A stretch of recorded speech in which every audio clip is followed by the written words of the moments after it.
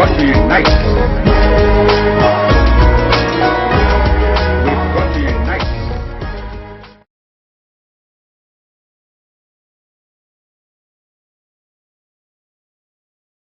Je voudrais simplement nous placer dans le contexte du fameux forum qui est réuni à Libreville pour vous faire constater d'emblée que pour qu'il y ait partenariat, puisque nous cherchons des partenaires à l'extérieur, il faut être au moins deux. Lorsque vous dansez, vous qui aimez le dombolo, votre partenaire est une charmante fille. Et la charmante fille a pour partenaire son cavalier. Mais dans le partenariat auquel nous assistons, nous avons entendu annoncer 300 financiers qui nous proposent des milliards, mais 300 financiers qui vont rencontrer qui? À la lecture de l'Union, qui est presque un journal officiel, j'ai constaté qu'il y avait une jeune fille, ministre du budget. Je voudrais que ceux qui sont en rapport avec elle lui demandent si elle connaît le montant du budget de l'année 2012. Ce budget n'existant pas, ce n'est pas nécessaire de lui en demander le contenu et les rubriques qui sont financées. Il y a 2 fonctionnaires aussi qu'on lui a adjoints. Je vous fais grâce également de la répétition de ce que j'ai lu dans l'Union, de leur rôle. Mais ce que je voudrais que vous souligniez, c'est que le partenaire dans une telle entreprise s'appelle les propriétaires du sol, c'est-à-dire nos villages et leur population. Ceux qui connaissent, excusez-moi cette introduction parce qu'elle est indispensable, beaucoup ne savent pas ce qui se passe. Ceux qui connaissent Port-Gentil savent que peut-être dans 10 ou 15 ans, Port-Gentil sera en dessous du niveau de la mer à cause des effets de l'industrialisation de cette fameuse capitale économique du Gabon. Ceux qui connaissent le Haut-Togo savent que, à mon avis, j'estime à des milliers chaque année de morts à Franceville, Mounana et Mounanda, ceux qui sont morts des effets de l'industrialisation. Et ceux qui connaissent le Wolendem savent par exemple jusqu'en 1964, nous produisions encore dans nos villages 5000 tonnes de cacao. Nous étions ce qu'on appelle en Europe des paysans, des cultivateurs, donc des producteurs. Dans ce Wolendem, on a créé des plantations, des VA, pour prolétariser une population qui était déjà patronne et de son sol et de sa production. La conséquence de tout cela, c'est que nous ne mangeons plus que Camerounais. S'il n'y avait pas le Cameroun, dites-moi où vous mangez, vous trouverez un bâton de manioc. Moi qui suis du Wolendem, je vous pose la question. Alors le problème n'est pas là. Ça m'amène à placer le forum dans le contexte de toutes les conférences universelles qui ont été organisées pour piller le monde.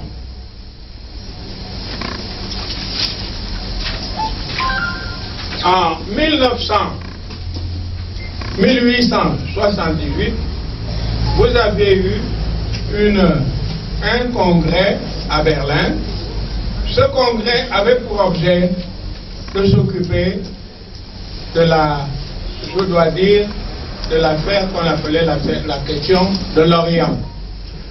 Les intellectuels qui sont parmi vous, je n'en suis pas un, moi je suis un primaire et même un primitif, savent qu'il y avait l'Empire ottoman. Pour détruire cet empire-là, il a fallu que des Européens se réunissent à Berlin. Et c'est depuis cette époque que l'Empire ottoman n'existe plus.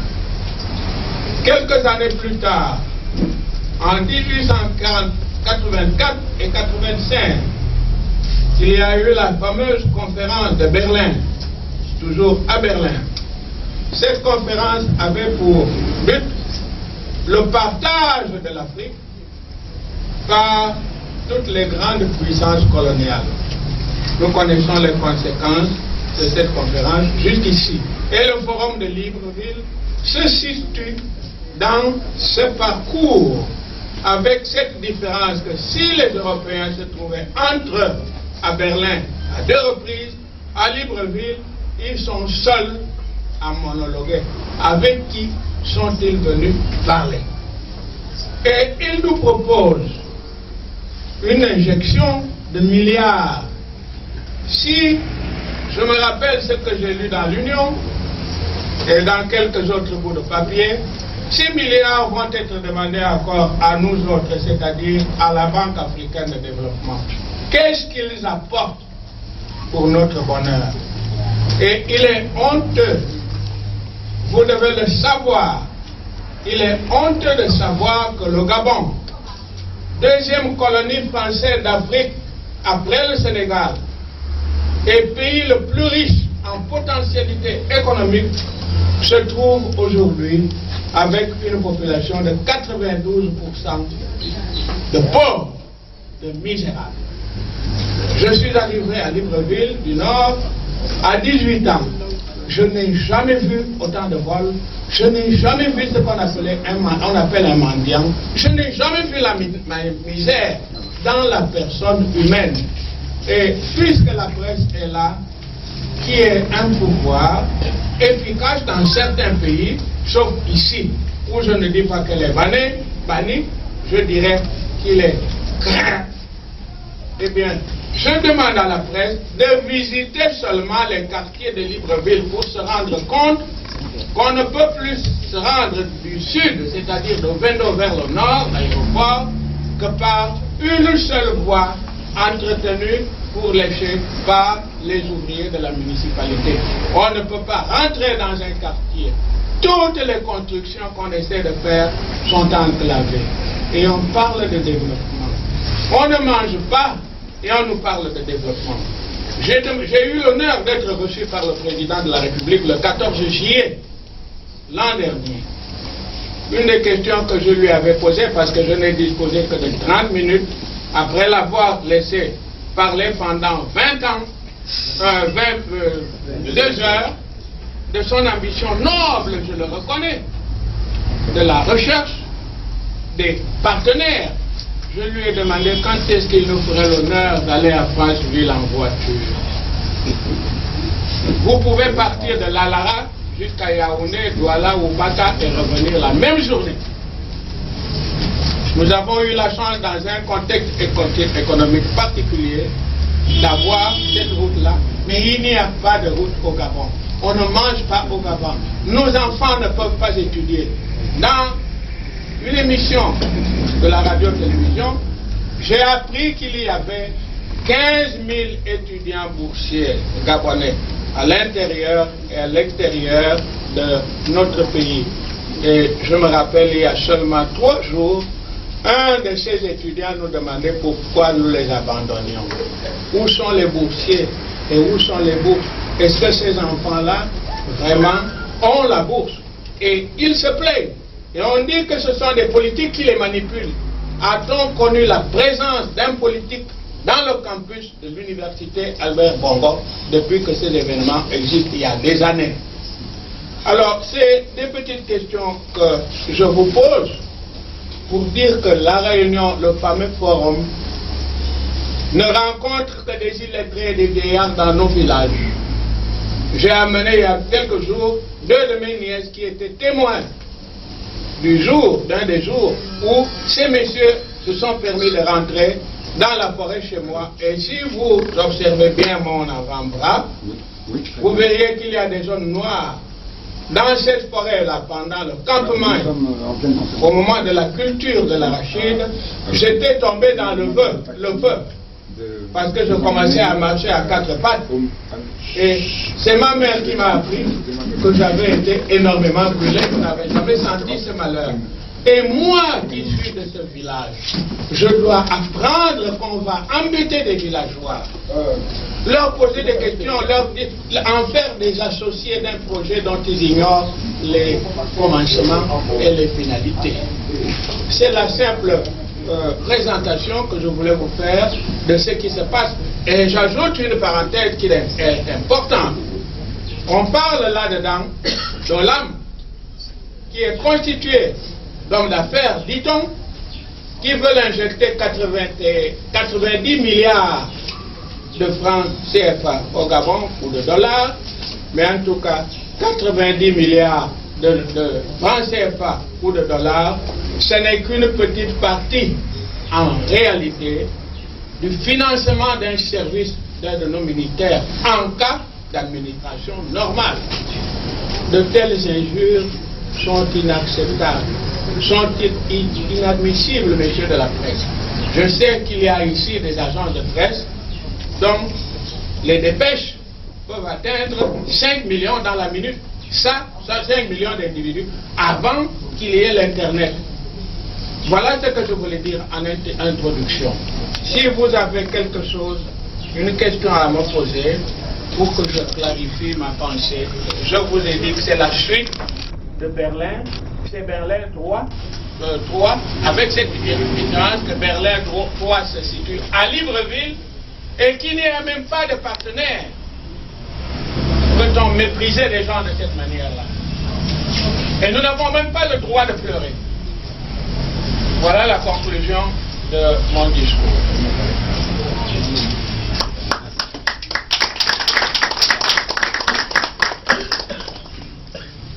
Merci pour cette intervention. Alors, nous allons prendre les questions des journalistes. Je suis modérateur par défaut.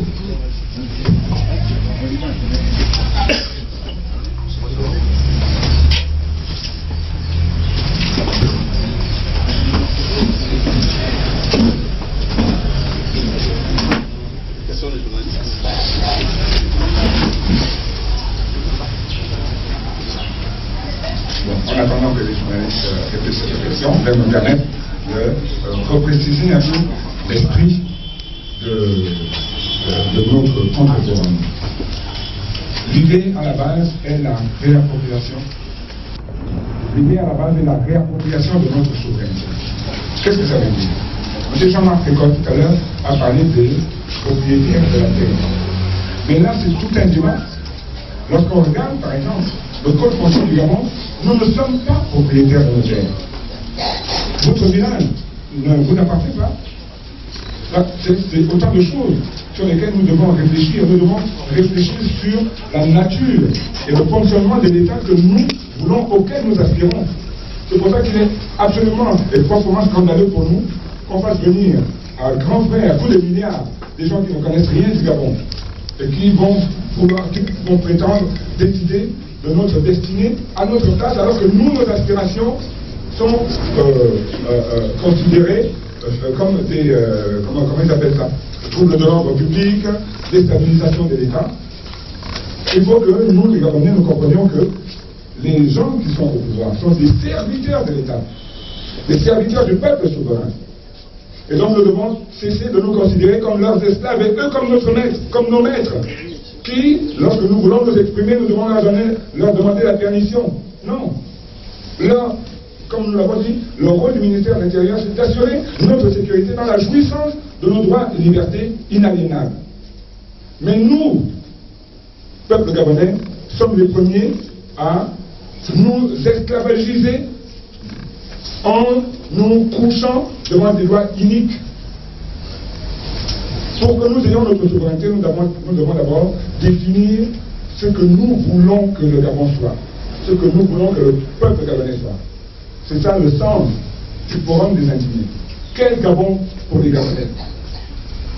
Ce forum a coûté 7 milliards. On dépense 7 milliards pour un forum pendant qu'on supprime la bourse de nos étudiants. Parmi nous, je suis sûr qu'il y a des dizaines de fonctionnaires qui n'ont pas touché leur salaire depuis des mois ou des années.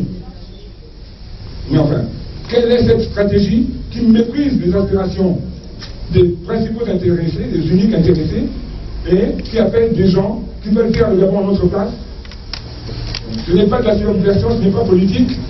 Je crois que autour de cette table, vous aurez des gens qui n'appartiennent à aucun parti politique. Moi, ceux qui me connaissent savent que je ne suis dans aucun parti politique.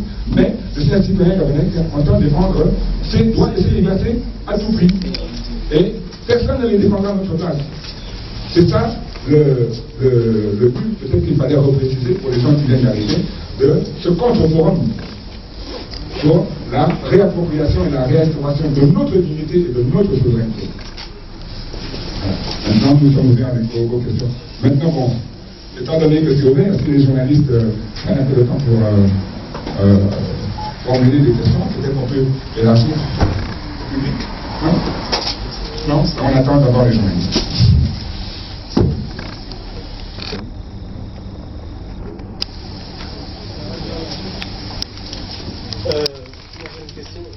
Je suis correspondant de la BBC pour le Gabon. De qui tenez-vous justement cette information relative au budget qui a permis la réalisation de ce forum? Vous dites 5 milliards de francs alors que nous, les journalistes, avons eu du mal à obtenir cette information.